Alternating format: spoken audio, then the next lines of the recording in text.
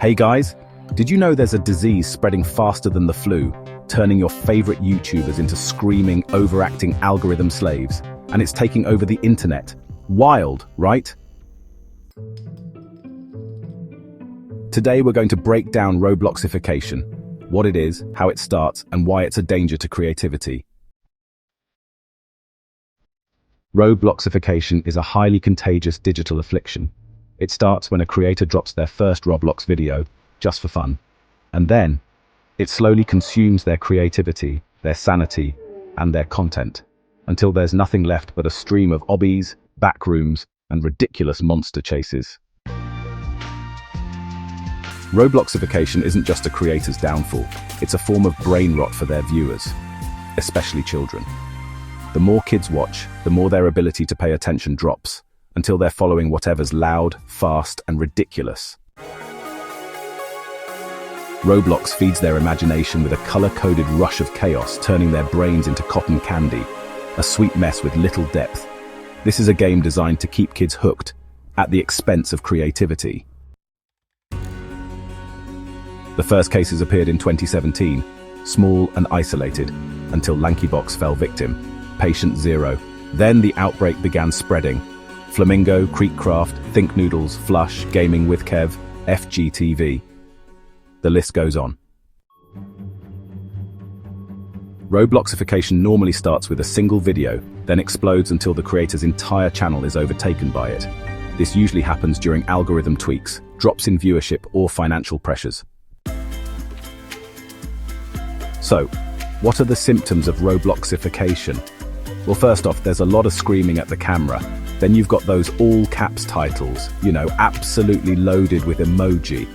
Thumbnails. They're just covered in ridiculous arrows pointing everywhere. And honestly, there's barely any trace left of their original content. It's kind of alarming, but you can really spot a drop in creativity and authenticity. Alright, let's break it down. Stage 1, infection. That's when the first Roblox video drops. Stage 2, success. The algorithm, it rewards them with a massive view spike. Stage 3, addiction. Now every single upload is Roblox-centric. And finally, stage 4, transformation. The creator's true form is basically gone. Their imagination just totally drained. And their fans, well, they're now a legion of children who, honestly, just feed on chaos. So, some well-known cases include Flamingo. He's kind of a chaos merchant, but you can still spot some traces of resistance. Creekcraft, yeah, he's fully overtaken by the algorithm at this point. Gaming with Kev, that's a content factory gone absolutely wild.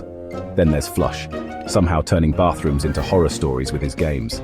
And of course, LankyBox, patient zero, now completely overrun. Robloxification comes with some really heavy side effects. Loss of creativity, brain rot for children, an army of hyperactive fans, and honestly, the death of authenticity on the platform. Some creators remain unhindered by the plague. Tom Scott, who sticks to pure educational content. Jishlat, who's protected by heavy irony. Some animators, who keep their imagination alive. Drew Gooden and Danny Gonzalez, the strong survivors. Robloxification evolves faster than we can even track. New strains emerge. Backrooms obsession. Everything happens in a labyrinth. Toilet horror. Every monster emerges from a restroom. Ohioverse, turning all games into wild Ohio nightmares. The mutations are growing daily. Robloxification is seriously contagious. One creator converts, then, before you know it, thousands follow in their wake. Until, honestly, nearly every corner of YouTube is just filled with chaos. Right now, there's no real definitive cure. Some people reckon that taking a break, touching grass, or, reading a book might help ease the symptoms. But for loads of folks, it's already too late.